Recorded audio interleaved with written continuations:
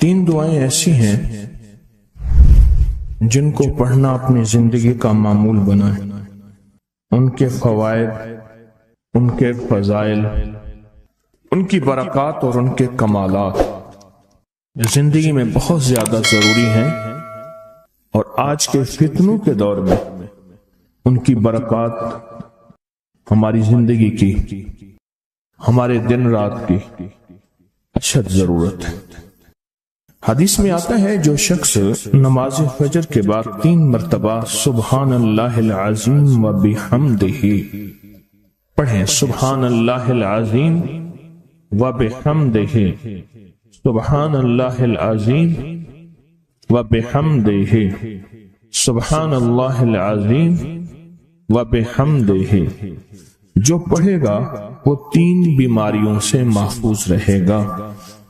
اندھا نہیں ہوگا، کوڑ جلدی بیماریاں نہیں ہوں گی، اس کو جلد کی کوئی بیماری نہیں ہوگی، معذور نہیں ہوگا، فالج نہیں ہوگا.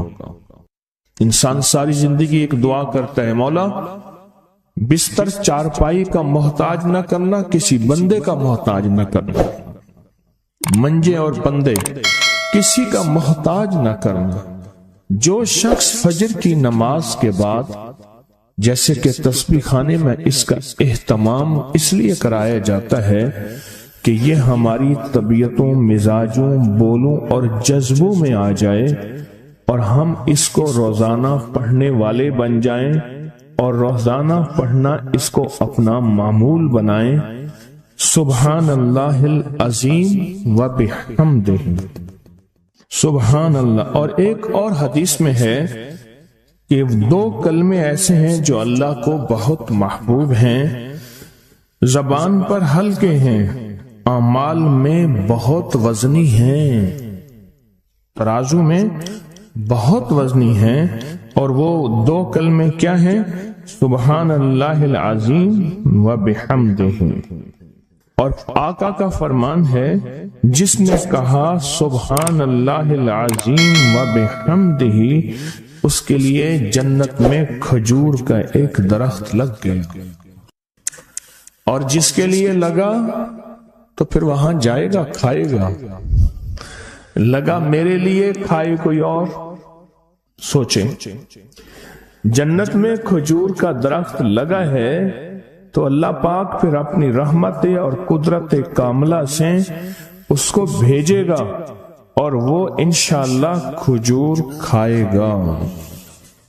یہ دعا اس لیے پڑھتے ہیں، ایک تو بیماریوں سے حفاظت، اندھے پن سے حفاظت، معذوری سے حفاظت، جلدی بیماریوں سے حفاظت. ایک تو اس لیے پڑھتے ہیں، اور ایک اس لیے پڑھتے ہیں کہ اس کے ایک دفعہ پڑھنے سے جنت میں اللہ کھجور کا ایک درخت لگا دیتا ہے.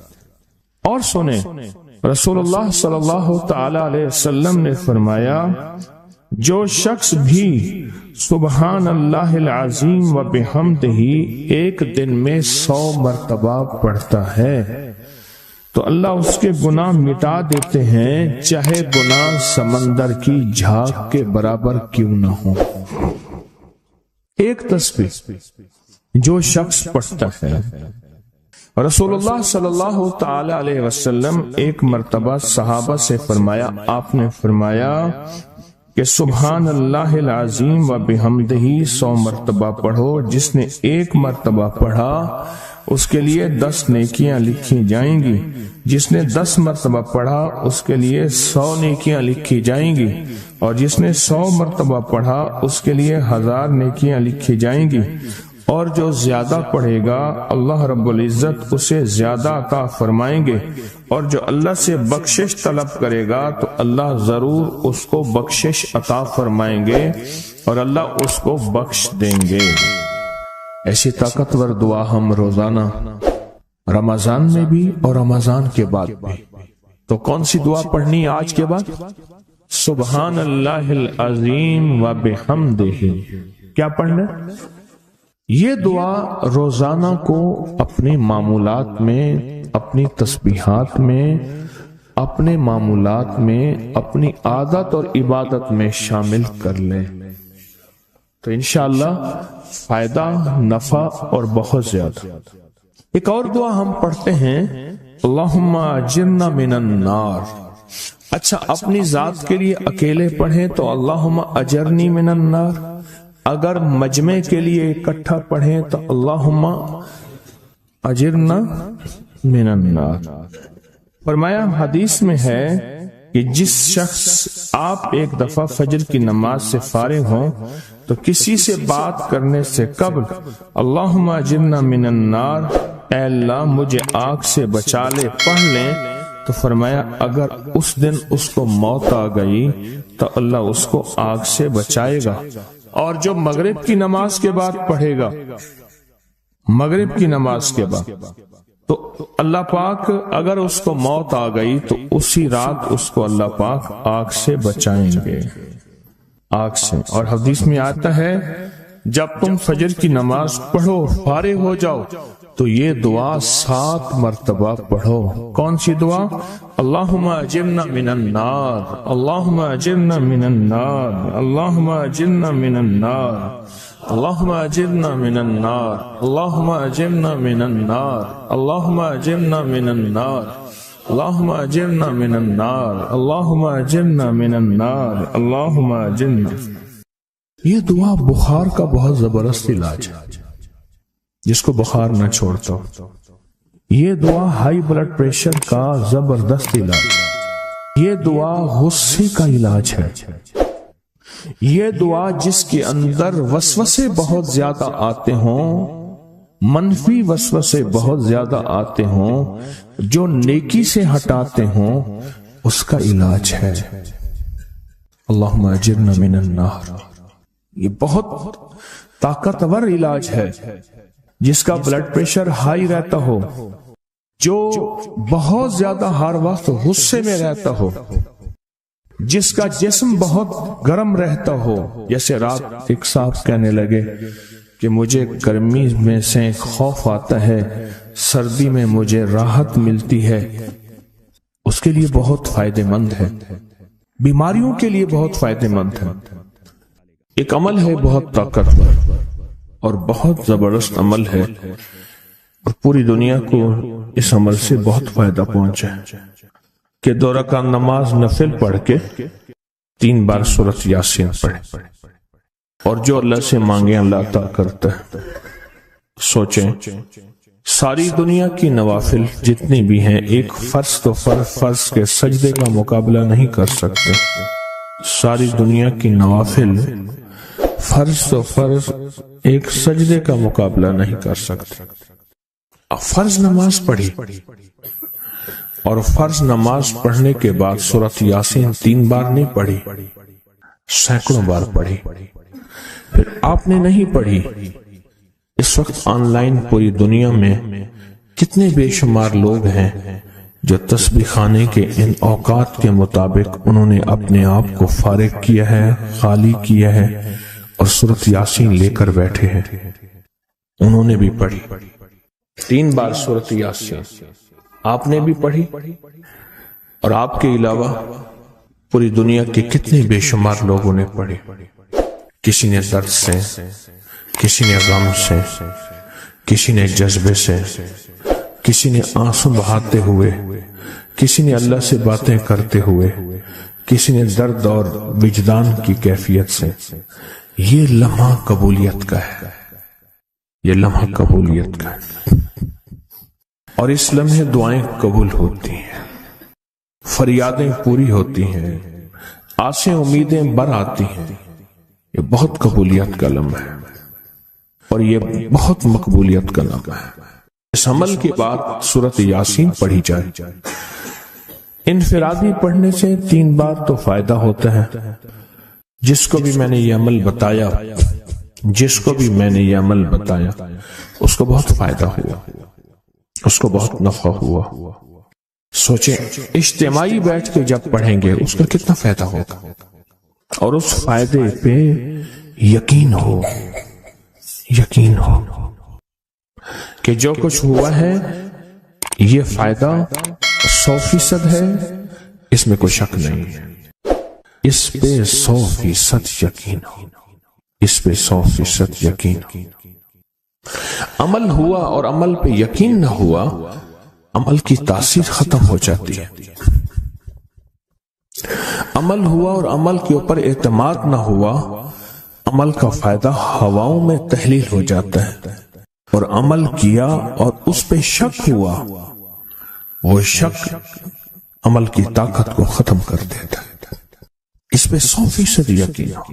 اتنے سارے لوگوں نے بیٹھ کے پڑھا اور یقین سے پڑھا۔ اور ایک بات اور ہے، اگر آپ سورۃ یاسین پوری نہیں پڑھ سکے، سورۃ یاسین بعض اوقات بعض بندے اٹک اٹک کے پڑھتے ہیں اور دعا کا وقت ہو گیا، آپ چاہے بعد میں اس کو پوری کریں لیکن پوری ضرور کریں، میری طرف دیکھتے رہیں، پورا کریں لیکن اس سورت کو پورا ضرور کریں۔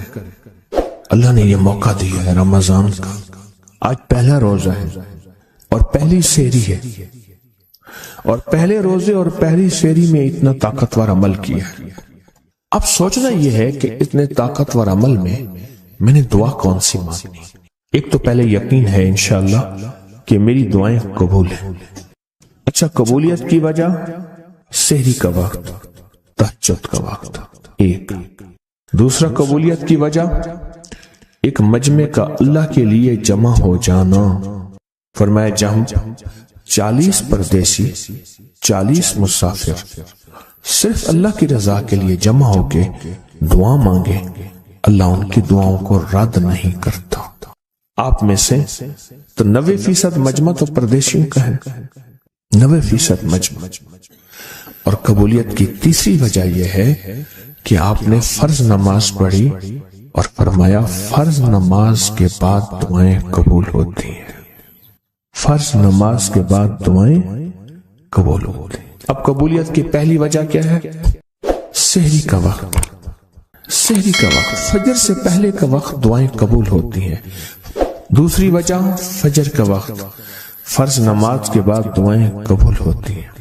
اور تیسری وجہ مسافروں کا مجمع، اور چوتھی وجہ رمضان کے اللہ جل شانہ نے فرشتوں کو حکم فرمایا، فرشتوں ساری عبادات چھوڑ دو اور میرے روزے داروں کی دعاؤں پہ آمین کہو۔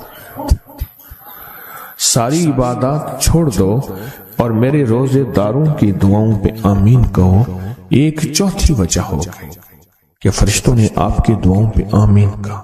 اور پانچویں وجہ مل کے سورۃ یاسین پڑھنا، مل کے سورۃ یاسین۔ فرمایا سورۃ یاسین ہر تنگی سے نکالتی ہے، ہر مشکل سے نکالتی ہے، ہر ناکامی کا علاج ہے، ہر پریشانی کا علاج ہے، اور ہر ناممکن کا علاج ہے۔ اور فرمایا سورۃ یاسین مردوں کو بھی نفع دیتی ہے اور زندوں کو بھی نفع دیتی ہے۔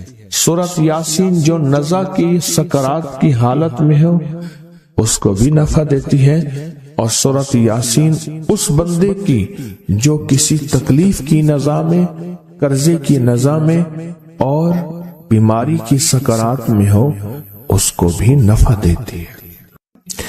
قبولیت کے اوقات، قبولیت کے لمحات، اور اس میں بیٹھ کے اللہ سے مانگنا۔ اب مانگنا کیا ہے؟ یہ تو یقین ہو گیا کہ انشاءاللہ ہماری آج کی یہ محفل، آج کا یہ بیٹھنا، آج کا یہ پڑھنا اور آج کا اللہ کی بارگاہ میں یہ حاضری دینا 100% انشاءاللہ قبول ہے۔ کوئی شک تو نہیں؟ کیوں اللہ والے میری طرف دیکھیں، سونے کی حالت یہ ختم کریں، یقین کامل ہے، پھر مانگیں کیا؟ سوچنا۔ جب سخاوت کی سخی کی سخاوت موجوں پہ ہو، عروج پہ ہو، پھر مانگیں کیا؟ یہ سب سے اہم چیز ہے۔ تو وہ چیز مانگیں جو اللہ کے خزانے میں سب سے قیمتی ہے، وہ ہے ایمان، سب سے قیمتی، اور وہ سب کو نہیں دیتا۔ مال سب کو دیتا ہے، اپنے نہ ماننے والوں کو بھی اور اپنے ماننے والوں کو بھی اپنے دوستوں کو بھی بلکہ اپنے دشمنوں کو زیادہ دیتا ہے، زیادہ دیتا ہے۔ مال اپنے دشمنوں کو زیادہ دیتا ہے اور بعض اوقات اپنے دوستوں کو بھی زیادہ دیتا ہے، جیسے انبیاء میں سے حضرت سلیمان، حضرت داؤد، حضرت یوسف علیہ السلام، جیسے صحابہ میں حضرت عثمان غنی، عبد الرحمن بن عوف اور بے شمار صحابہ، اولیاء میں سے حضرت پیران پیر شیخ عبد القادر جیلانی اور بڑی بڑی ہستیاں۔ اللہ اس لیے دیتا ہے کہ یہ مومن یہ نہ سمجھے، تو سب سے پہلی چیز جو اللہ سے مانگنی ہے وہ ایمان مانگنا ہے۔ ساری دنیا مل گئی، سارا مال مل گیا، ساری حکومتیں اور ساری چیزیں ملی، ایمان نہ ملا تو ہم گھاٹے میں رہ گئے۔ ہمارا سودا گھاٹے کا سودا تھا، ایمان نہ ملا۔ اللہ سے سب سے پہلے ایمان مانگنا۔ جو بندہ ساری عمر جو چیز مانگتا ہے، غور سے دیکھنا، غور سے سمجھنا، ساری عمر جو چیز مانگتا ہے، جو بندہ ساری عمر جو چیز مانگتا ہے، ساری عمر جو چیز مانگتا ہے، جو بندہ ساری عمر جو چیز مانگتا ہے، اگر نہ ملی، اللہ سچی طلب کی بنیاد پہ آخری وقت میں وہ چیز عطا فرماتے ہیں۔ حضور سرور کونین صلی اللہ تعالی علیہ وسلم کا فرمان ہے، انس بن مالک کی روایت ہے کہ لوگوں سنتے ہو جو شخص کسی چیز کے سے متعجب ہو کر سنے، غور سے سنے۔ انہوں نے فرمایا لوگوں سنتے ہو جو کسی شے سے متعجب ہو کر لا الہ الا اللہ کہتا ہے، اللہ ہر حرف کے مقابلے میں ایک ایک درخت پیدا کر دیتے ہیں جس کے اتنے پتے ہوتے ہیں جتنی دنیا میں دن، اور ہر پتا اس کی قیامت تک کے لیے اس کے لیے مغفرت کرتا ہے اور تسبیح پڑھتا ہے۔ متعجب ہوا، ہاں لا الہ الا اللہ، اچھا فلاں جیت گیا، واہ لا الہ الا اللہ، فلاں ہار گیا، اچھا فلاں بندے کے ساتھ یہ ہوا، فلاں واقعہ یہ ہوا۔ متعجب ہو کے کیا پڑھا؟ لا الہ الا اللہ، بس اتنا سا لفظ پڑھا، اور اتنے سے لفظ پڑھنے پہ اب وعدے سوچیں، کیا وعدے ہیں؟ میں کہ اللہ ہر حرف کے بدلے میں، اب لا الہ الا اللہ، اب اس کے جتنے حرف ہیں آپ گن لیں، ہر حرف کے بدلے میں اللہ کیا کرتا ہے؟ ایک درخت پیدا کرتا ہے، اور اس کے پتے کتنے ہیں؟ تو معلوم ہوا کہ درخت کتنا بڑا ہے، بڑا ہوگا تو اتنے پتے ہوں گے، جتنے پتے جتنے دنیا میں دن۔ جب سے یہ دنیا بنی ہے کتنے دن ہوں گے؟ سال میں 365 دن ہے۔ دنیا بنے کو کتنے لاکھ سال کہتے ہیں؟ کوئی 5 کہتا ہے لاکھ سال، کوئی 6 سال کہتا ہے، کوئی لاکھ، پتہ نہیں کتنے لاکھ اندازے ہیں۔ اتنے دن ہیں، خربوں سے خربوں نیکیاں، خربوں سے خربوں نیکیاں اسی وقت بیٹھ کے یوں سمولی، 1 منٹ میں جتنے دنیا میں دن ہیں۔ اور پھر وہ درخت، آگے سنیں، وہ درخت اس کے لیے قیامت تک مغفرت چاہتا ہے، اور وہ تسبیح پڑھتا ہے، اور اس تسبیح کا سارا ثواب اسی کو جاتا ہے۔ ایک بابا جی تھے، ان کی قوم عالیوان قوم ہے، عالیوان کہتے تھے، نام یاد نہیں۔ میں نے بابا جی سے پوچھا، میں کہا بابا جی کاروبار، آکے جھانبا، یہ ایک مخصوص لفظ ہے ان کا۔ میں نے کہا آپ کیا کاروبار کرتے ہیں؟ آکے جھانبا مارتا ہوں۔ جھانبا اصل میں کہتے ہیں درخت کا ایک بہت بڑا لڑا اور شاخ ہو، اس کو جب گھسیٹیں گے تو اس کے ساتھ پتے، چیزیں، شاخیں، تنکے، بہت سی چیزیں اکٹھی ہو کے، سمجھ گئے نا، اس کے ساتھ آتی ہیں، اس کو آپ گھسیٹتے جائیں، جو کچھ دھاگا پڑا ہے، رسی پڑی ہے، شاپر پڑا ہے، لفافہ پڑا ہے، اسی کے ساتھ سمیٹتے آئیں گے، تو وہ بہت سی چیزیں ساتھ لے آتا ہے۔ میں نے اس سے پوچھا کاروبار کیا ہے؟ کہہ رہا بس میں جھانبا برینا، بس والوں نے بات، وہ جھانبا کیا تھا؟ وہ 3 چیزیں بیچتا تھا، بازار کے ایک کونے سے دوسرے کونے تک۔ دانتن نہیں ہوتا یہ خواتین، اس کے گلے میں ہوتا تھا، ساتھ ایک کٹر ہوتا تھا، ایک وہ بیچتا تھا، دوسرا عطر ہوتا تھا، جس کو بارے کہتا کپڑا پھٹ ونجے خوشبو نہ ونجے، اس کے بعد میں الفاظ تھے کپڑا پھٹ جائے خوشبو نہ جائے۔ تیسرا کوئی سرما تھا وہ بیچتا تھا، شہر کے دروازے ایک بازار کے چلتے پھرتے ایسے، اس کو وہ جھامبا کہتا تھا۔ وہ کہتا تھا وہ تھوڑی دیر کام کرتا ہوں روزی بن جاتی ہے، میں آتا ہوں۔ یہ ایک دفعہ جو کلمہ پڑھا اس پہ اتنا بڑا جھامبا لگا، متعجب ہو کر، تعجب میں آ کے ایسی تعجب، اچھا لا الہ الا اللہ۔ اللہ پاک فرماتے ہیں جا تیرے ہر حرف کے بدلے، لا الہ الا اللہ کے کتنے الفاظ ہیں؟ 12 تقریباً کہہ رہے ہیں آپ، کوئی مجھے 100% بتائے۔ 12 اگر 12 بھی ہے تو ایک 12 پہ ہر حرف پہ کتنے درخت؟ ایک درخت، اور درخت کتنا بڑا؟ اتنا بڑا کہ اس کے پتے اتنے ہیں جتنے کائنات کے دن ہیں، عدد خلق ہی ورضا نفس ہی وزینت عرش ہی ومداد کلمات۔ جی 12 اس کے حرف ہیں، تو آپ نے تو بیٹھے بیٹھے کمائی کر لی۔ یہ مومنانہ مزاج ہے۔ مومن چلتے چلتے اپنی آخرت کی کمائی کرتا جاتا ہے، چلتے چلتے اپنی آخرت اپنی دنیا۔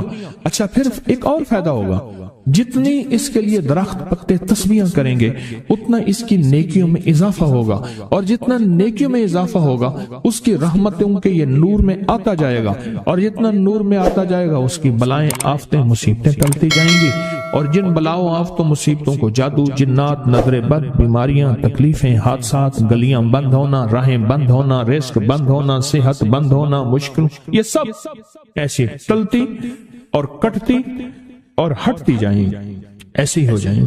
فرمایا کہ ایک شخص نے عرفات میں وقوف کیا، اس کے ہاتھ میں 7 کنکریاں تھی، اس نے کنکریوں سے مخاطب ہو کے کہا اے کنکریوں تم میری گواہ رہو اس بات کی کہ اللہ کے سوا کوئی معبود نہیں اور اس کے محمد صلی اللہ علیہ وسلم اللہ کے رسول ہیں۔ اپنے ہاتھ سے انہیں پھینک دیا۔ اس رات دیکھتا ہے کہ قیامت قائم ہے، اس کے گناہ نیکیوں سے زیادہ ہیں، اور پر خدا نے اس کو دوزخ میں لے جانے کا حکم دیا، لیکن دیکھا تو ان کنکریوں نے دوزخ کے دروازے بند کر دیے۔ سارے دوزخ کے محافظ کارکن جمع ہو گئے ایک پتھر کو ہٹانے پہ، پر وہ کنکریوں کا پتھر اتنا بڑا پتھر بن گیا کوئی ہٹا ہی نہیں سکتا، اور عاجز آ گئے۔ پھر لوگ اس کو عرش کے نیچے تک پکڑ کر لے گئے، یہ پتھر بھی سفارش کرتے ہوئے اس کے پیچھے پیچھے ہو لیے۔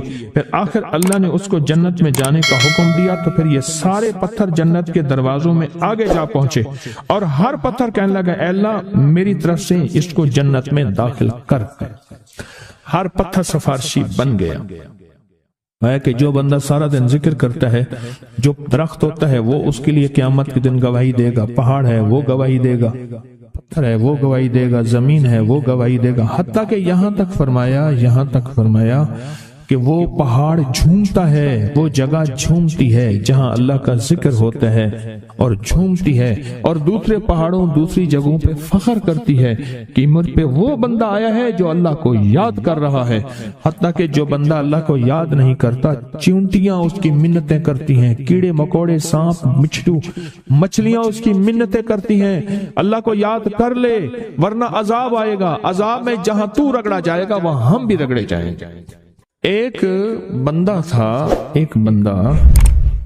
وہ لوگوں کے سامان اٹھاتا تھا، اس کے پر خچر تھا، ایک جگہ سے دوسری جگہ لے جاتا تھا، نمازی نیک آدمی تھا، غریب مزدور تھا۔ ایک دفعہ ایک لولا لنگڑا بندہ آیا اور کہنے لگا مجھے اپنے خچر میں بٹھا کے فلاں جگہ پہنچا دے، اتنے پیسے تجھے دوں گا۔ پیسے بھی معقول تھے۔ اس نے خیر اس کو پکڑا، سہارے سے بٹھایا، چلتے چلتے نا 2 راہیں آ گئے، 2 راہیں۔ ایک راہ وہ تھی جہاں ساری دنیا جاتی تھی، ایک راہ وہ تھی جو سنسان تھی۔ وہ معذور آدمی کہنے لگا اس سنسان راستے کی طرف چل، سنسان راستے۔ انہیں کہ میں تو ادھر سے جاتا ہوں، میرا معمول تو ادھر ہے، میں تو ادھر نہیں جاؤں گا۔ انہیں مجھے راستے کا پتہ ہے، تو چل، یہاں سواری کا گھاس بھی ملے گا، پانی بھی ملے گا، اور راستہ بھی بالکل مختصر ہے۔ انہیں کہا ٹھیک ہے۔ آگے گئے تو وہ ایک وحشتناک جنگل آیا، اور وہ جو بندہ تھا معذور وہ ایک دم खच्चर से उतरा और वो ठीक ठाक था, तो उसने खंजर निकाला और इसको कत्ल करना चाहा। तो इसने कहा मुझे कत्ल न कर, तेरा मकसद माल है, चीजें हैं, मुझे छोड़ दे। उन्हें कि नहीं, मेरा उसूल है। ये देख लोगों की खोपड़ियां पड़ी हैं, हाँ, उन्हें मेरा उसूल है, मैं पहले बंदा मारता हूं फिर उसका सामान लेता हूं, मेरा उसूल है। उसने कहा कि ना कर मिन्नतें की उन्होंने। अच्छा, उसने कहा मुझे 2 नफिल पढ़ने दे। हंस के कहने लगा और भी बड़े आए थे 2 नफिल पढ़ने वाले, तू भी पढ़ ले। अब ये 2 नफिल के लिए खड़ा हुआ, ऊपर जालिम खंजर लेके तकाजा कर रहा कि जल्दी कर, मैंने तुम्हें कत्ल करना है, मेरा उसूल है। इसे कुछ समझ नहीं आ रही, तो एकदम इसके अंदर मुंह में जुबान आई, अम्मन युजीबुल मुस्तर्र इज़ा दा।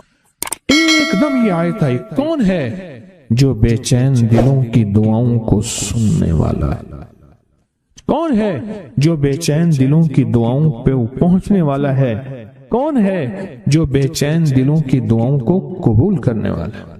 बस ये आयत कही और नफिल बस पढ़ ही रहा था, तो वो तकाजा किया, उसका खंजर बढ़ने लगा, तो एक आवाज आई, रुक जाओ। आसमानों से आवाज आई, रुक जाओ। कड़कदार खौफनाक आवाज थी। तो ये जो खच्चर सवार था ये रुक गया, फिर आगे बढ़ने लगा, फिर दूसरी बार आवाज आई, रुक जाओ, फिर बढ़ने लगा।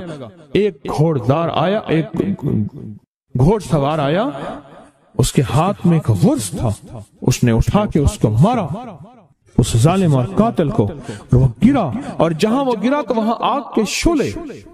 और वो जब जाने लगा, ये कहने लगा अब कौन है? कहा मैं इस आयत का गुलाम हूं, मुवक्कल हूं, मुवक्कलात, इस आयत का गुलाम हूं, मुवक्कल हूं। जब इसने पहली दफा यानी मैं फरिश्ता हूं, पहली दफा इसने तकाजा किया, मैं 7वें आसमान पे था, मैंने वहीं से आवाज दी रुक जा। जब दूसरी दफा इसने तकाजा किया, मैं पहले आसमान पे था, मैंने वहीं तकाजा किया रुक जा। बस उसके बाद फिर मैंने आपके इसको मार दिया और इसको खत्म कर दिया। अब बुलाएं, अब बताएं कि हम फरिश्तों को अपनी मदद के लिए कैसे बुलाएं। तारीख भरी हुई है इंसानियत की, तारीख भरी हुई है कि फरिश्तों ने इंसानों की मदद कैसे की और हर पल हमारी कैसे कर रहे हैं।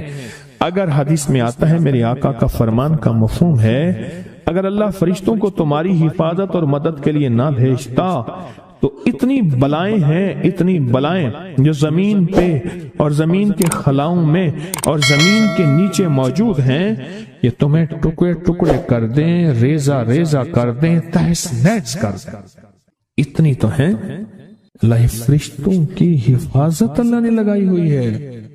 अच्छा, ड्यूटी भी तो पहले मौजूद है, एक है ना उनको नई ड्यूटियां देनी, ड्यूटी तो पहले मौजूद है, तो क्यों ना उनको ऐसा कुर्ब, ऐसा ताल्लुक, ऐसी तरतीब बनाएं कि ड्यूटी पे तो पहले से मौजूद है, वो हमारी मदद को आ जाए। अल्लाह ने लगाया ही हमारी मदद को है फरिश्तों। अच्छा चलो हमारी मदद और बताओ, एक और मदद पे अल्लाह, अब ये फरिश्ते फारिग होने वाले हैं थोड़े दिनों के बाद, अल्लाह कहेगा रोजेदार के लिए सारे फारिग हो जाओ। अब बताओ, मेरे रोजेदार के लिए फरिश्तों सारे फारिग हो जाओ। क्यों? क़यामत की सुबह से लेकर जब तक कायनात बनी है क़यामत तक फरिश्ता कोई रुकू में है तो रुकू में है, सजदे में है कोई तो सजदे में है, क़याम में है तो कोई क़याम में है, तस्बीह में है तो तस्बीह में है, कलमे में है तो कलमे में है, फरिश्ते लगे हुए हैं। अल्लाह सारे फरिश्तों को फारिग करके कहता है फरिश्ते फारिग हो जाओ। या अल्लाह क्या करें, मेरे रोजेदार की दुआओं पे आमीन कहो। फरिश्तों को अल्लाह ने फारिग कर दिया। खिदमत में तो वैसे लगे हुए हैं, खिदमत में। आज एक कॉल पे मजमून खुला है मुझ पे, आज की कॉल आई है, पता नहीं किसी मुल्क से आई है, और उन्होंने कहा कि आपके दर्स में मैंने सुना था, और जब भी मुश्किल होती है फरिश्तों को पढ़ के हदिया कर तो मेरे काम हो जाते हैं। वहां से मेरा फिर डाटा आना शुरू हो गया। एक कॉल की वजह से आज कॉल आई है, एक कॉल आई है। फरिश्तों को तो अल्लाह ने वैसे फारिग कर दिया। और अनकरीब ये रोजेदारों के लिए रमजान आ रहा, हफ्ते 10 दिन में اور دیکھیں پھر فرشتے بالکل فارغ اور خوش قسمت روزے دار، اور اللہ پاک فرمائے گا فرشتے یا اللہ کیا کریں، اور فرشتے ان روزے داروں